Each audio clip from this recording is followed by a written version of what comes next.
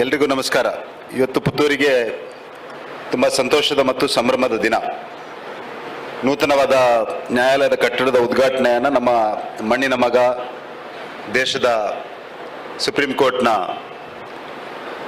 ನ್ಯಾಯಮೂರ್ತಿಯಾಗಿ ಸೇವೆ ಸಲ್ಲಿಸಿ ಪ್ರಸ್ತುತ ಆಂಧ್ರ ಪ್ರದೇಶದ ರಾಜ್ಯಪಾಲರಾಗಿ ಸೇವೆಯನ್ನು ಸಲ್ಲಿಸ್ತಾ ಇರುವಂಥ ಜಸ್ಟಿಸ್ ಅಬ್ದುಲ್ ನಜೀರ್ ಅವರ ಕೈಯಿಂದ ಉದ್ಘಾಟನೆಗೊಂಡಿರುವಂಥದ್ದು ತುಂಬ ಸಂತೋಷ ಕೊಡುವಂಥ ಸಂಗತಿ. ಈ ಸಂಭ್ರಮಕ್ಕೆ ನಾವೆಲ್ಲ ಚಪ್ಪಾಳೆ ತಟ್ಟಿ ಅವರಿಗೆ ವಿಶೇಷವಾದ ಸ್ವಾಗತವನ್ನು ಕೋರ್ತಾ, ವೇದಿಕೆಯಲ್ಲಿ ಆಸೀನರಾಗಿರುವಂಥ ಕರ್ನಾಟಕ ಹೈಕೋರ್ಟ್ನ ಮುಖ್ಯ ನ್ಯಾಯಮೂರ್ತಿಗಳೇ, ಜಿಲ್ಲೆಯ ಉಸ್ತುವಾರಿ ಸಚಿವರೇ, ಮಾನ್ಯ ಶಾಸಕರೇ, ವೇದಿಕೆಯಲ್ಲಿ ಆಸೀನರಾಗಿರುವಂಥ ಎಲ್ಲ ಪ್ರಮುಖರೇ, ವೇದಿಕೆಯ ಮುಂಭಾಗದಲ್ಲಿರುವಂಥ ಎಲ್ಲ ಆತ್ಮೀಯ ಬಂಧುಗಳೇ, ನಮ್ಮ ನ್ಯಾಯವಾದಿ ಸ್ನೇಹಿತರೆ, ತುಂಬ ಸಂತೋಷ ಆಗ್ತಾ ಇದೆ. ಇವತ್ತು ಪುತ್ತೂರಿನಲ್ಲಿ ಇಂಥ ಒಂದು ಸುಂದರವಾದ ಕಟ್ಟಡ ನಿರ್ಮಾಣಗೊಂಡಿರೋದು. ನಾನು ಮೊದಲನೇದಾಗಿ ಈ ಕಟ್ಟಡದ ನಿರ್ಮಾಣಕ್ಕೆ ಕಾರಣೀಕರ್ತರಾಗಿರುವಂಥ ಎಲ್ರಿಗೂ ವಿಶೇಷವಾಗಿ ಪುತ್ತೂರಿನ ಜನತೆಯ ಪರವಾಗಿ ಅಭಿನಂದನೆಗಳನ್ನು ಕೂಡ ಸಲ್ಲಿಸಲಿಕ್ಕೆ ಬಯಸ್ತಾ ಇದ್ದೇನೆ.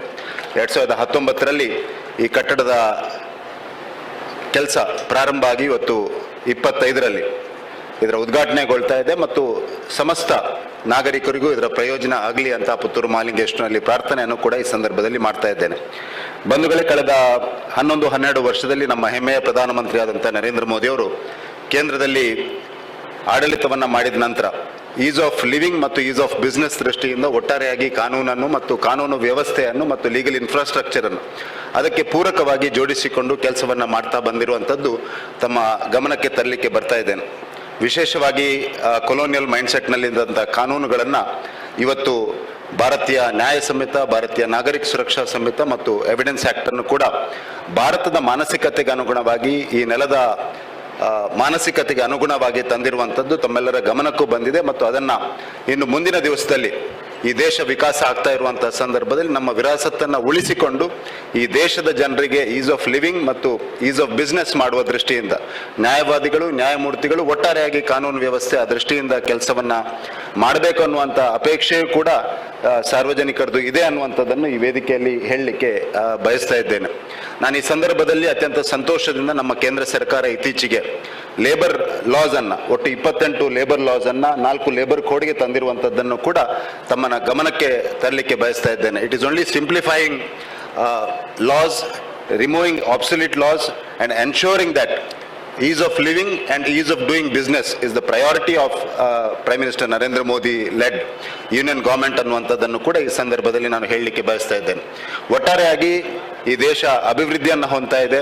ಆ ದೃಷ್ಟಿಯಿಂದ ಎಲ್ಲ ಜನರ ಶ್ರಮವೂ ಕೂಡ ಈ ದೇಶದ ಅಭಿವೃದ್ಧಿಯ ದೃಷ್ಟಿಯಿಂದ ಆಗಬೇಕು ಅನ್ನುವಂಥದ್ದು ನಮ್ಮೆಲ್ಲರ ಅಪೇಕ್ಷೆ, ಆಕಾಂಕ್ಷೆ. ಆ ದೃಷ್ಟಿಯಿಂದ ಕಾನೂನು ವ್ಯವಸ್ಥೆಯು ಕೂಡ ಅದಕ್ಕೆ ಪೂರಕವಾಗಿ ಕೆಲಸವನ್ನು ಮಾಡ್ತದೆ ಅನ್ನುವಂಥದ್ದು ನಮ್ಮ ನಂಬಿಕೆ. ಆ ದೃಷ್ಟಿಯಲ್ಲಿ ಇವತ್ತು ಪುತ್ತೂರಿನಲ್ಲಿ ಕೂಡ ಈ ನೂತನವಾದ ಕಟ್ಟಡ ಈ ಅಪೇಕ್ಷೆ ಅನುಗುಣ ಮತ್ತು ನಮ್ಮ ಪ್ರಧಾನಮಂತ್ರಿಗಳ ಸಂಕಲ್ಪಕ್ಕೆ ಪೂರಕವಾಗಿ ಆಗಲಿ ಅನ್ನುವಂಥದ್ದನ್ನು ಕೂಡ ಆಶಿಸ್ತಾ, ಶಾಸಕ ಅಶೋಕ್ ರೈ ಅವರು ಮಂಗಳೂರಿನ ಜನರ ಮತ್ತು ಕರಾವಳಿಯ ಮಲೆನಾಡು ಜನರ ಬೇಡಿಕೆಯನ್ನು ಈಗಾಗಲೇ ಸಲ್ಲಿಸಿದ್ದಾರೆ. The honourable chief justice of the high court is on the dais and there are the administrative judge also is here.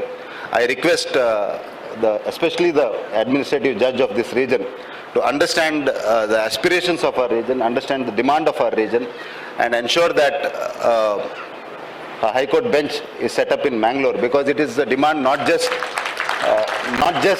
another demand. It is a demand backed with lot of facts, backed with lot of inputs. So I request the Honorable Chief Justice and Administrative Judge to convene a meeting of the local people, the Bar Association, the public representatives, and understand this demand, and we'll also pursue with the government. But if the Chief Justice takes up in his mind, then it is only a process is what I feel.